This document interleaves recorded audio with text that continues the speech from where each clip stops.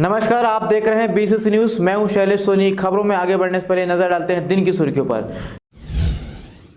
विद्यालय परिसर में अवैध निर्माण रोकने हेतु छात्रों एवं आम नागरिकों ने कलेक्टर से लगाई गुहार। जिले में 3 नाबालिग बच्चे रहस्यमय तरीके से लापता, पुलिस जांच में जुटी। बढ़ते सड़क दुर्घटनाओं को रोकने हेतु जीपीएम पुलिस ने ली ट्रक एवं बस संचालकों की बैठक। स्वच्छ भारत मिशन के तहत हितग्राही को नहीं मिल पाई अभी तक राशि। गंगनई बांध में डूबने से युवक की मौत। यूक्रेन से लौटा जीपीएम का छात्र। पौनी बसार योजना के निर्माण स्थल पर उठ रहे सवाल।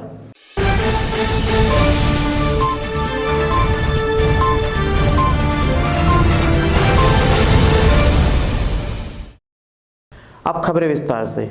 मल्टीपर्पज स्कूल परिसर के सामने नियम विरुद्ध नगर पंचायत द्वारा कराया जा रहा व्यावसायिक दुकान निर्माण पर रोक लगाने के लिए स्थानीय लोगों व छात्रों ने कलेक्टर को ज्ञापन सौंपा। साथ ही निर्माण कार्य को रोकने की गुहार कलेक्टर से लगाई है। कलेक्टर ने जनभावना उचित मांग को देखते हुए तत्काल अवैध निर्माण कार्य में रोक लगा दिया है। जिला कांग्रेस कमेटी के महामंत्री पुष्पराज सिंह ने बताया कि पेंडा नगर की ऐतिहासिक शैक्षिक धरोहर मल्टीपर्पज स्कूल परिसर के सामने दुकान निर्माण कराया जा रहा है। इसके शैक्षणिक गतिविधियों पर विपरीत प्रभाव पड़ेगा। स्कूल के साथ ही Swami Atmanand school English medium school परिसर में संचालित हो रहा है, जहां पर लगभग 1400 छात्र छात्राएं हैं। स्कूल परिसर में सामाजिक व शैक्षणिक आयोजन आए दिन होते रहते हैं, जहां पर पार्किंग की कोई व्यवस्था नहीं है। स्कूल परिसर के सामने बस्तर आर्ट के साथ गार्डन निर्माण कराया जाना शैक्षणिक दृष्टिकोण से उचित होगा और बाकी भूमि का उपयोग पार्किंग के लिए किया जा सकता है। पेंडा मरवाही मुख्य मार्ग सड़क से 60 फीट की दूरी पर निर्माण कार्य पूरी तरीके से प्रतिबंधित है। इसका पालन नगर पंचायत के द्वारा नहीं किया जा रहा। राज्य शासन व हाई कोर्ट ने स्कूल परिसर के 100 मीटर की दूरी तक व्यावसायिक उपयोग प्रतिबंधित किया है। इन नियम का उल्लंघन मुख्य नगर पालिका अधिकारी नगर पंचायत पेंड्रा के द्वारा किया जा रहा है। इस दौरान नगर पंचायत पार्षद रमेश साहू, पूरन छबरिया, जिला महामंत्री पुष्पराज सिंह मौजूद रहे। वहीं मल्टीपर्पज स्कूल के प्राचार्य ने नगर पंचायत पेंड्रा के मुख्य नगर पालिका अधिकारी को पत्र लिखकर निर्माण कार्य तत्काल रोकने हेतु कहा है। उन्होंने निर्माण कार्य अवैध बताया। प्राचार्य ने यह भी लिखा कि यदि निर्माण कार्य किया जाता है तो आधे दुकानों का स्वामित्व स्कूल प्रबंधन को दिया जाए, जिससे स्कूल को मिलने वाले राजस्व से स्कूल में आवश्यक कार्य कराया जा सके। नहीं, बिल्कुल न्याय संगत नहीं है सर ये। और इस संबंध में हमारे पास वार्ड पार्षद का भी पत्र आया है, एडवोकेट पुष्पराज साहब के आवेदन आए हैं। उसके आवेदन के आधार पे और विद्यालय के हित में हमने नगर पंचायत को लेटर लिखे हैं कि ये निर्माण कार्य को तत्काल बंद किया जाए और किसी भी स्थिति में न्यायोचित नहीं है, क्योंकि यहाँ पे को एजुकेशन संस्थाएं चल रही हैं और इससे निश्चित रूप से बच्चों का पढ़ाई प्रभावित होगा।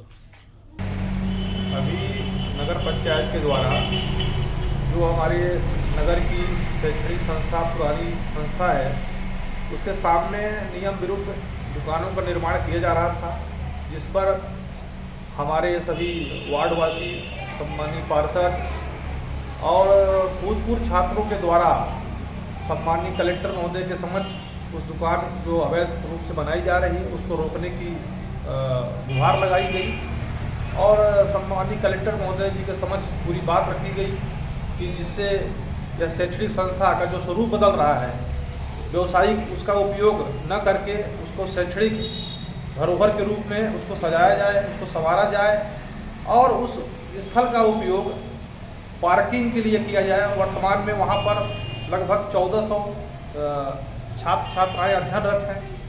साथ में स्वामी आत्मानंद स्कूल संचालित हो रहा है, इसलिए वहाँ पर दुकान किसी भी तरह से उचित नहीं है। दुकान के लिए नगर पंचायत के पास अन्य जगह भी है, वहाँ पे वो दुकान बना सकते हैं, उसमें हमें कोई आपत्ति नहीं है। यह स्कूल परिसर है, स्कूल परिसर को शिक्षा के हिसाब से उसको विकसित करें, वहाँ पे गार्डन का व्यवस्था हो जाए, वहाँ पे बस्तर आर्ट और भी जो आप शिक्षा के हिसाब से जो जरूरी चीज़ है वहाँ पे उसको करना चाहिए। ये हमारी मांग थी और जिस पर हमने शासन और संगठन को भी हमने उस पर संबंध में अवगत करा दिया है। क्षेत्र का सबसे पुराना और ऐतिहासिक विद्यालय शासकीय उच्चतर माध्यमिक विद्यालय, जहां अवैध तरीके से शासन की महती योजना पौनी पसारी का निर्माण कार्य कराया है, उस जगह को लेकर अब सवाल उठने लगे हैं। क्योंकि जिस भूमि पर पौनी पसारी का निर्माण कार्य कराया गया वह 1956 में विद्यालय के पोजीशन की जमीन थी, जिस पर नगर पंचायत ने पेंड्रा के दौरान न तो विद्यालय को सूचना दी गई, न ही निर्माण कार्य के लिए कोई एनओसी ली गई। उक्त भूमि को नगर पंचायत द्वारा षड्यंत्र करके निजी भूमि बताकर निर्माण कार्य करा दिया गया, जिसको लेकर आमजन में खासा आक्रोश है। उक्त मामले में जब विद्यालय के प्रचार से बात की गई तो उन्होंने बताया कि उक्त निर्माण कार्य अवैध तरीके से बिना सूचना और बिना किसी एनओसी के कराया गया है। वहीं उक्त भूमि का नामांकन भी नहीं किया गया, जबकि उक्त भूमि 1956 से विद्यालय के नाम में दर्ज होती चली आ रही है। यह विद्यालय क्षेत्र का सबसे पुराना ऐतिहासिक विद्यालय है, जहां से प्रदेश के पहले मुख्यमंत्री स्वर्गीय अजीत प्रमोद जोगी समेत कई विभूतियां पढ़कर आज देश में क्षेत्र का नाम रोशन किए हैं। वहीं नगर पंचायत जिसकी इस ऐतिहासिक धरोहर का संरक्षण और संवर्धन करना चाहिए, मगर नगर पंचायत विद्यालय के रकबे को कम करते हुए अवैध निर्माण कार्य करा रहा है। एनओसी मैंने नहीं दिए हैं और बताऊं 17 मई 1956 से वो जमीन विद्यालय के पोजीशन में रहा है और ऐसी स्थिति में मुझे नहीं मालूम कि किस हिसाब से वहाँ पे पौनी पसारी जो शासन के स्कीम है उसको बनाए गए हैं, तो मुझे बिल्कुल नहीं मालूम इसके बारे में। आपने कभी बात करनी चाहिए इस मामलों को लेकर कि किस तरीके से यहाँ पर पौनी पसारी का जो काम किया जा रहा है स्कूल के पोजीशन की जगह? हाँ, मैंने इस बात को रखा था तो उनका कहना है कि चूँकि ये ज़मीन विद्यालय की पोजीशन में नहीं है ये और ऐसे स्थिति में वहाँ पे बनवाया जा सकते हैं, तो ऐसा उनका दलील था। नहीं, बिल्कुल विद्यालय की पोजीशन में 100% है, क्योंकि आज 1956 से पोजीशन में है, तो अचानक ये अगर इस टाइप से होते हैं तो मेरे समझ से परे हैं ये, लेकिन ये ज़रूर है कि विद्यालय की पोजीशन में है ये। क्या इस मामले में भी किसी उच्च अधिकारी से इसकी जानकारी दी आपने? हाँ, मैंने अपने उच्च अधिकारी से इस बारे में उनको अवगत कराया, तो उनका कहना है कि अगर शासकीय भूमि है तो उसमें ज़्यादा अपन इंटरफेयर नहीं कर सकते हैं, ये उनका कहना था। स्वच्छ भारत मिशन के द्वारा ग्रामीण क्षेत्रों में शौचालय का निर्माण कार्य कराया जाता है, लेकिन उन गरीब ग्रामीणों को शौचालय निर्माण कराने के बाद भी 12,000 रुपए की राशि नहीं मिल पा रही है और ग्रामीण पैसे के लिए अधिकारियों के चक्कर काट रहा है। हम बात कर रहे हैं जीपीएम जिले के पदगांव गांव की, जहां रहने वाले दीपक कुमार रजक को सरकार के द्वारा दी जाने वाली राशि अब तक प्राप्त नहीं हो पाई है। दीपक कुमार रजक ने बताया कि स्वच्छ भारत मिशन जो केंद्र सरकार की योजना है, योजना के तहत हितग्राही ने कर्ज लेकर निर्माण करवाया था, लेकिन अभी तक सरकार के द्वारा दी जाने वाली राशि उन्हें नहीं मिल पाई है, जिससे उन्हें काफी दिक्कतों का सामना करना पड़ रहा है। वहीं अधिकारी जियोटेक नहीं का हवाला देकर अपनी जिम्मेदारियों से बचते नजर आते हैं और स्वच्छता मिशन की यह योजना सरकारी फाइलों में ही पूरी कर दी गई है, मगर धरातल पर आज भी हितग्राही कर्ज के पैसे चुका रहे हैं, मगर स्वच्छ भारत मिशन योजना की मिलने वाली राशि हितग्राहियों को नहीं मिल पाई है। ये शौचालय तो मैं अपने बोलना चाहिए तो कर्जे से लेके बनाया हूँ, जिसमें से मेरे को राशि देने के लिए बोला गया था सरकार के द्वारा, वो अभी तक मेरे को नहीं मिला है। और ये जो शौचालय है जो कर्जा लेके बनाया गया है स्वच्छ भारत अभियान के तहत में, ताकि मेरे बच्चे, मेरे घर की औरतें, माँ बहन जो हैं बाहर ना शौच कर सकें, इसलिए बनाया गया, पर अभी तक मेरा इसका राशि प्राप्त नहीं हुआ है। इसमें 30,000 कर्ज लिया हूँ भैया, तो अभी तक पट रहा है, किस्त में पट रहा है पैसा। लग गया था 12,000 मिलेगा बोल रहे थे, और अधिकारी ये बोलते हैं जब मैं जाता हूँ आपका जियो टैग नहीं हुआ है बोलते हैं। मेरा नाम दीपक कुमार रजक है। रूस और यूक्रेन में चल रहे युद्ध को लगभग 12 दिन से ज्यादा हो रहा है, जिससे यूक्रेन के सभी शहर तबाह हो गए हैं और काफी संख्या में लोग मारे गए हैं। इसी बीच भारत के विभिन्न राज्यों के रहने वाले छात्र छात्रा जो यूक्रेन में अलग अलग शहरों में रहकर पढ़ाई कर रहे थे, जिन्हें केंद्र और राज्य सरकार वतन वापस ला रही है, जिससे छत्तीसगढ़ के 28वें जिला गौरेला पेंडा मरवाही के अंडी गाँव का रहने वाला एक छात्र अश्वत कुमार, जो पिछले 4 सालों से यूक्रेन के इवानो फैक्ट्री शहर में रहकर मेडिकल की पढ़ाई कर रहा था, रूस और यूक्रेन के बीच चल रही लड़ाई की वजह से वहां फंसा हुआ था। किसी तरह उसने अपने साथियों के साथ बस में भारत का झंडा लगाकर 250 किलोमीटर का सफर तय कर रोमानिया बॉर्डर पहुंचा और ऑपरेशन गंगा के तहत भारत आया। वहां से सीधे दिल्ली छत्तीसगढ़ भवन पहुंचा, फिर रायपुर होते हुए देर रात अपने गांव अंडी सर्कुलर पहुंच गया है, जिससे बात की हमारे संवाददाता सुशांत गौतम ने। दो देशों के बीच में युद्ध काफी दिनों से चल रहा है, यूक्रेन और रूस के बीच लगातार बमबारियां हो रही, जिससे यूक्रेन अब तबाह होने की स्थिति में है। लगातार ये लड़ाई काफी समय पहले से भी चल रही है। अब स्थितियां ऐसी हो गई हैं कि लोगों को अब वहां से लोगों को अपने वतन वापस भेजा जा रहा है। इसी तारतम्य में आज हमारे साथ जो शख्स मौजूद हैं वो पिंडरा गोरेला गोरेला पिंडरा मरवाही छोटा सा आदिवासी अंचल जिला है यह, वहाँ के अंडी निवासी हैं यह अपने वतन वापस आ गए हैं। आज इनसे चर्चा करते हैं क्या रहा है मसला, कैसे यहाँ तक पहुंचे और कैसे सरकारों की मदद मिली या नहीं मिली, या किस तरीके से पढ़ाई करने के लिए आज यूक्रेन जाना पड़ रहा है छात्रों को, क्या कारण है जानने के लिए हमारे साथ मौजूद है आश्वास जी। सर सबसे पहले आपका बहुत बहुत स्वागत है। Thank you. मैं पहला सवाल तो ये पूछना चाहता हूँ कि यहाँ तक आए कितनी परेशानियों को सामना करते हुए, चूंकि क्या है लड़ाई की स्थिति है, एक युद्ध की स्थिति है, यहाँ तक आने में कितनी परेशानियों का सामना करना पड़ा? जी, मुझे बॉर्डर तक पहुंचने के लिए ही थोड़ा स्ट्रगल था मुझे, क्योंकि जब हम वहाँ पे रह रहे थे तो हमारे इवानो फ्रैंकिव्स में एयर बेस में 2 मिसाइल गिरी थी, तो हम सारे स्टूडेंट घबरा गए थे। उसके बाद हम सारे स्टूडेंटों ने बोला कि हम जितना जल्दी हो सके उतना जल्दी बॉर्डर के पास जाएँगे करके, और हमने ऐसा किया। हम लोगों ने 1-2 दिन के अंदर ही हम बॉर्डर के पास चले गए, और वहाँ बॉर्डर में की स्थिति बेकार थी रोमानिया की, क्योंकि वहाँ लाइन लगी हुई थी, 18 किलोमीटर तक जाम था गाड़ियों का। और फिर हम लोगों को 8 किलोमीटर पैदल भी चलना पड़ा था। उसके बाद हम 30 घंटे या 30 या 32 घंटे तक हम बाहर खड़े थे बॉर्डर के, और बॉर्डर के बाहर ठंड भी बहुत थी, तो सारे स्टूडेंट स्ट्रगल करते हुए दिखे। और उसके बाद हम रोमानिया बॉर्डर जैसे क्रॉस किया, वहाँ हमें सब चीज़ दिया गया, सारे खाना-पीना, रहना सब चीज़ प्रोवाइड कराया गया। ये खाना एम्बेसी के लोग वहाँ पे करवा रहे थे, व्यवस्था करा रहे थे, भारत सरकार के द्वारा हो रहा था या यूक्रेन सरकार द्वारा? नहीं, भारत सरकार करा रही थी। जी। यहाँ तक आने के बाद जैसे कि एक सबसे बड़ी बताया बॉर्डर से यहाँ तक कौन ऐसा बताया कि स्थितियाँ ऐसी कि आपको बॉर्डर जाना चाहिए, बॉर्डर लाइन तक पहुँचना चाहिए? देखिए, अब हमारे आँख के सामने अब हो रहा था, तो सारे वहाँ पे सायरन वगैरह बज रही थी। ऐसी स्थिति में हमने अपने जो भी वहाँ के कॉन्ट्रैक्टर थे उनसे बात करने की कोशिश करी, एम्बेसी से कॉन्टैक्ट किया। उन्होंने ये बोला कि आप लोग जितना जल्दी हो सके उतना जल्दी बॉर्डर क्रॉस करिए, वहाँ से आपको फ्लाइट अवेलेबल हो जाएँगी, वहाँ से आपको अपने देश छोड़ दिया जाएगा। काहे की पढ़ाई कर रहे थे आप वहाँ? एमबीबीएस कर रहा था, 4th ईयर। लगभग छात्र यहाँ से भारत से ही जाते हैं एमबीबीएस करने के लिए। बड़ी तो सबसे ज्यादा पढ़ाई यहाँ से मेडिकल की पढ़ाई करने के लिए लोग जाते हैं। जी, मेडिकल की पढ़ाई करने के लिए जाते हैं। अन्य पढ़ाइयों के लिए नहीं जाते। चाहते हैं, पर ऐसे मोस्टली एमबीबीएस के लिए ही बाहर जाते हैं। क्या कारण है आज भारत इतना बड़ा देश है, इतना विशाल है, विश्व गुरु की तरह कहा जाता है इसको, आज क्या कारण ऐसा बना कि आप लोगों को भारत से छोड़कर यूक्रेन जाना पड़ा मेडिकल की पढ़ाई के लिए? क्या भारत में पढ़ाई की व्यवस्था ठीक नहीं है या क्या कारण है कि यूक्रेन जाके आप लोग पढ़ रहे हैं? देखिए, भारत में पढ़ाई की व्यवस्था तो अच्छी है, बहुत अच्छी है, पर भारत में ऐसा भी है कि कॉम्पिटिशन बहुत ज़्यादा है और सीट कम है, और जिनको सीट मिल गई वो तो कर रहे हैं यहाँ पे, और जिनको नहीं मिली उन्हें जाना पड़ता ही है बाहर, तो हम भी बाहर ही गए थे।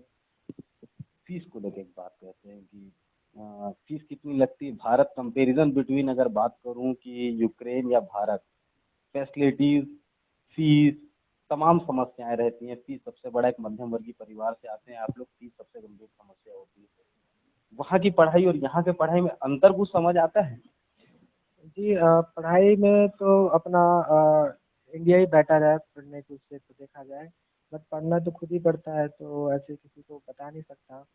और बाकी वहाँ पे अपने को 1.5 लाख के आसपास 6 महीने में सेमेस्टर फीस देनी पड़ती थी, और महीने का 15 से 20 हज़ार खर्चा आता है वहाँ पे रहने का। मतलब ओवरऑल अगर 5 साल की पढ़ाई होती है तो कितना खर्चा टोटल बैठता है? देखिए, यहाँ से जब हम जाते हैं तो ये पैकेज होते हैं 20 लाख के, 25 लाख के, ये पैकेज के ऊपर डिपेंड करता है। पूरी एमबीबीएस की? पूरी एमबीबीएस तो उसके बाद वहाँ जाओगे तो वहाँ खर्चा तो और होता ही है रहने वहने के हिसाब से। अगर यही पढ़ाई भारत में हो तो कितना खर्चा लगभग लग जाता है? देखिए, भारत में हो तो मैंने जहाँ तक सुना है लोगों से, तो वो यही कहते हैं कि भारत में प्राइवेट में अगर कॉलेज लेते हैं तो करोड़ के आसपास लग ही जाता है खर्चा।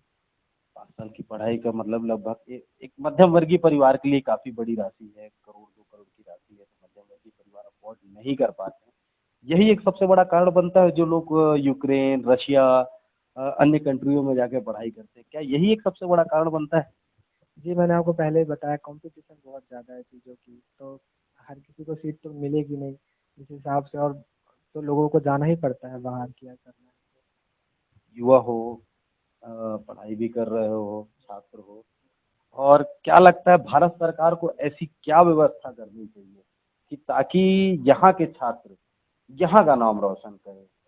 बाहर जाके पढ़ाई करते हैं, शासन को यहाँ पर व्यवस्थाएं ऐसी क्या करनी चाहिए सरकार को, यहीं पढ़ाई करे, यहीं सारी व्यवस्थाएं हो? कुछ ऐसी व्यवस्था जो लगता है आपको करना चाहिए सरकार को। देखिए, मैं यही बोलूँगा कि सरकार को थोड़ा इसमें सोचना चाहिए कि थोड़ी और सीट बढ़ाएँ और चीज़ें इनकी व्यवस्था हो। और इस बारे में क्या बता सकता हूँ? व्यवस्था मिली वहां से आने तक में, यहाँ तक के सफर में सरकार की क्या मदद मिली आपको? सरकार की तो बहुत मिली है, उनका तो बहुत आभारी है। और वहाँ पे इतनी स्थिति हो गई थी हमारे अंदर कि एक घबराहट की स्थिति थी बॉर्डर के पास। वक्त एक डर अंदर पैदा हो गया था कि कैसे क्या होगा। फिर वहाँ से जब हमको सब चीज़ मिलना शुरू हुआ तो एक एक आस होती है, वो हमें नजर आई कि हम अब सुरक्षित घर पहुँच जाएंगे करके। सरकार का तो बहुत बहुत आभारी है। आप कब गए थे यहाँ से पढ़ने के लिए? मैं 2018 में गया था। 2018 में। एक मेरा आखिरी सवाल है, और इसके बारे में क्या लगता है कि ये लड़ाई किस लिए लड़ाई लड़ी जा रही है? क्या कारण है इसका? क्या ये लड़ाई रुक पाएगी या नहीं रुक पाएगी? इतने सालों से आप वहाँ पे रह रहे हैं, 3-4 साल हो गए, लगभग 4 सालों में क्या समझ आता है इस लड़ाई की स्थितियाँ क्यों बन रही है? क्यों एक एक देश दूसरे देश के लिए मारने के लिए आमदा हो चुका है? ये देखिए, जब मैं वहाँ पे गया हुआ था तो ये स्थिति पहले से बनी हुई थी, पर इतनी ज़्यादा अभी जितनी हुई है वैसे पहले नहीं थी। पर ऐसे नॉर्मल लड़ाई होना वहाँ की वो था, नॉर्मल ही था कि चलती रहती थी लड़ाई बॉर्डर के पास में। तो अब ये सब जो लड़ाई हो रही है सब अब राजनीतिक है, अब इसमें मैं कुछ बता नहीं सकता। बट यूक्रेन चाहता था कि वो नाटो साइन करे और यूक्रेनियन मतलब यूरोपियन का वो मेंबर बने। तो इसके वजह से हो सकता है कि रशिया नहीं चाहता था कि वो ऐसा हो, यूक्रेन। बिल्कुल, यहाँ पर सबसे बड़ा मसला है जो बताया इन्होंने। एक सबसे बड़ी मसला है यहाँ पर लोगों को फीस। एक मध्यम वर्गीय परिवार को लगभग 5 करोड़ 7 करोड़ की फीस हो जाती है। वो फीस एक सबसे बड़ा मसला है। मसले में लोग फीस अफोर्ड नहीं कर पाते और फीस की वजह से लोग भारत छोड़कर बाहर भी पढ़ने जाते हैं। निश्चित तौर पे सरकार को चाहिए, सरकार ऐसी फैसिलिटी और ऐसी व्यवस्था भारत देश में ऐसी कराए कि छात्रों को भारत से बाहर जाके पढ़ाई ना करनी पड़े। क्योंकि क्या है, कई ऐसी स्थितियां बनती हैं जिसकी वजह से लोगों को परिवार हताहत होता है, पूरा परिवार परेशान होता है। कहीं किसी भी देश से लोग जाते तब ऐसी इतनी पहचान भी नहीं हो पाती कि वहां पर जाके किससे संपर्क करें। पूरे परेशानियों के बीच में आज ये छात्र हमारे बीच में मौजूद है। इसके उज्जवल भविष्य की भी हम कामना करते हैं, ताकि आगे चल के और आगे अपनी पढ़ाई करे और आगे चल के इस देश का भी नाम रोशन करे। यहाँ पर इनके फैमिली के लोग भी मौजूद हैं। मैं चाहूंगा सर 2 मिनट एक अगर आप मेरे को बता दें। यहाँ पे फैमिली के लोग बैठे हुए हैं, इनसे जानने की कोशिश करते हैं किस तरीके की परेशानियां हो रही थी। चूंकि आप लोग वहां पर थे, आप लोग यहाँ से बैठ के सारी व्यवस्थाओं को सिर्फ टीवी के माध्यम से देख पा रहे थे। वहाँ की स्थितियों को लेकर क्या मतलब ऐसा डर बैठ जाता है मन में, क्या लग रहा था आप लोग? सबसे पहले तो मैं ये बोलना चाहूंगी कि डर एक ऐसी चीज है जो हर वर्ग के परिवार के लोगों को हिला देती है। तो हमारे यहाँ से जब ये मेरे मामू का लड़का है, और जब हमको ये पता चला कि इस तरीके की चीजें हो रही हैं, क्योंकि हम लोग बड़े लोगों को भी नहीं बता सकते, तो पापा मम्मी को हम लोगों ने इन्वॉल्व नहीं किया। लेकिन बच्चे को हम लोग जब रोते देखते थे तो हमको बहुत खराब लगता था। और वो क्लियरली बोल उनमें कांटेक्ट हो। करेक्ट, हाँ। वीडियो कॉल्स में देखना, फिर सायरन को देखना, सुनना, ये सारी चीजें हमारे लिए बहुत दहशत पैदा करने वाली चीज थी। और जैसे कि आप जानते हैं कि माँ बाप और जितने भी बड़े लोग होते हैं छोटे बच्चों को बहुत ज्यादा प्यार से रखते हैं। तो उसके साथ ऐसा था कि वो कभी थोड़ा भी रोड पर पैदल शायद चला हो या ऐसा कुछ मेहनत किया हो।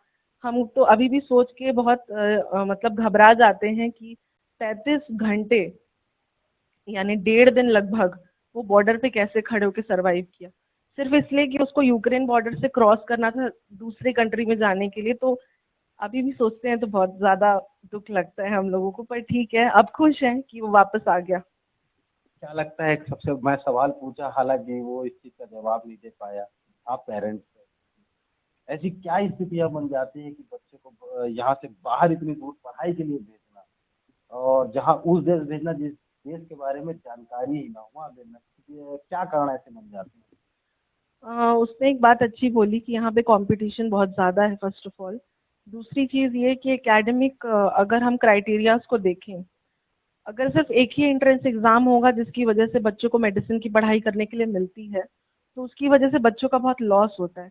और दूसरी चीज फाइनेंशियली भी अगर हम देखें तो एक जो इंडियन फैमिली है जिनकी अर्निंग इतनी ज्यादा नहीं है तो वो प्रिफर करती हैं जहाँ पर उसकी पढ़ाई अच्छी तरीके से भी हो जाए और उसकी डिग्री भी आ जाए। इस वजह से उसको हमने यूक्रेन भेजा। बट अभी आप देखेंगे कि कोविड भी हो गया, उसके बाद अब ये भी हो गया, तो यानी कि 2 बार उसका स्ट्राइक हो गया समझ लीजिए पढ़ाई में, और ब्रेक भी उसको हो गया है। अभी 1.5 साल उसका और बचा ही हुआ है। तो हमारे लिए भी ये बहुत कठिन है सोचना आगे की पढ़ाई कैसे होगी? करेक्ट, आगे अब क्या होगा, कैसे हो पाएगी? क्या लगता है कि आगे की पढ़ाई के लिए क्या भारत अभी जितना हम लोगों को सुनने में आ रहा है कि कंट्री ट्रांसफर और ये सारी चीजों की बात चल रही है बहुत जगह, उससे भी जब उसको मैसेजेस आ रहे हैं तो अब मैं ये सोचती हूँ कि बच्चा अगर सही सलामत उसकी मेडिसिन की पढ़ाई खत्म हो जाए तो यही हमारे लिए सबसे बड़ी बात होगी। अब वो आ तो गया है सही सलामत, लेकिन उसकी पढ़ाई जिसके लिए वो वहां गया था और सारी प्रॉब्लम्स उसने फेस की वो भी प्रॉपरली उसकी हो जाए, तो बस यही चीज। फिर से अगर ऐसी स्थिति बनी यूक्रेन जाना पड़ा तो क्या भेजने के लिए आप लोग एग्री होंगे? अब वो उसके ऊपर डिपेंड करता है कि वो जाएगा या नहीं जाएगा। वैसे तो अगर बोलेंगे एज अ पेरेंट तो हम तो बिल्कुल भी नहीं चाहते कि उसको वहां भेजें, लेकिन मैं समझती हूँ कि वर्ल्ड लीडर्स हैं, जो नेशनल लीडर्स हैं, वो लोग अच्छा ही काम करेंगे और पीसफुली सारी चीजों को ठीक करेंगे। तो आगे देखिए क्या होता है। बिल्कुल। एक सबसे बड़ा सवाल तो भारत सरकार से है कि सरकार अब आगे की पढ़ाई की कैसे करती है, क्योंकि कैरियर का मसला है। इतनी पढ़ाई करने के बाद अगर बीच में पढ़ाई ड्रॉप होती है तो ये निश्चित तौर पर एक कैरियर पे भी सवाल उठता है कि आगे की क्या पढ़ाई होगी। सरकार को इसके लिए चाहिए सरकार इनकी पढ़ाई को या यही कराए, और कैसे कराएगी ये सरकार के लिए भी सबसे बड़ा महत्वपूर्ण विषय है कि सरकार इसे किस तरीके से यहाँ इम्प्लीमेंट करती है और यहाँ के छात्रों को यही शिक्षा पूरी करवाती है। Sushant Gautam, BCC news, Gaurelapendra, Marwahi.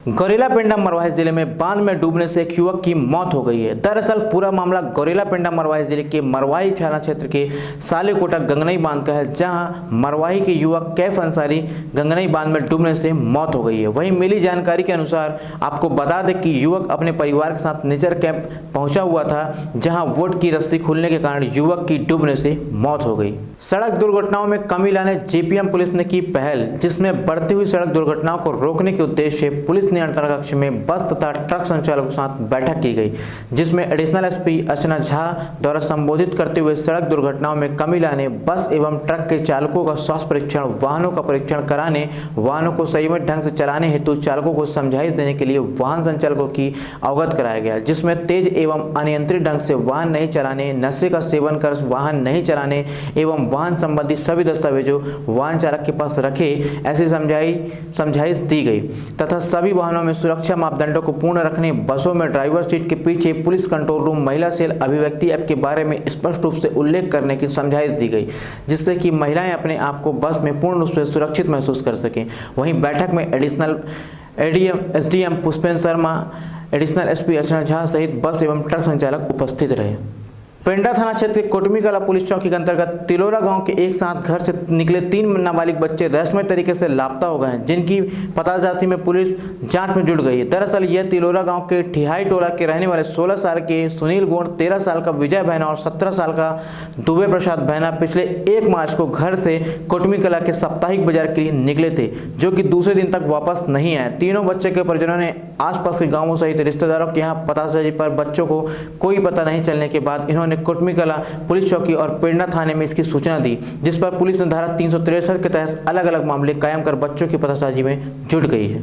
आज की खबरों में बस इतना ही। जिले की तमाम छोटी बड़ी खबरों के लिए देखते रहिए बीसीसी न्यूज, गोरेलापेंडा, मरवाही।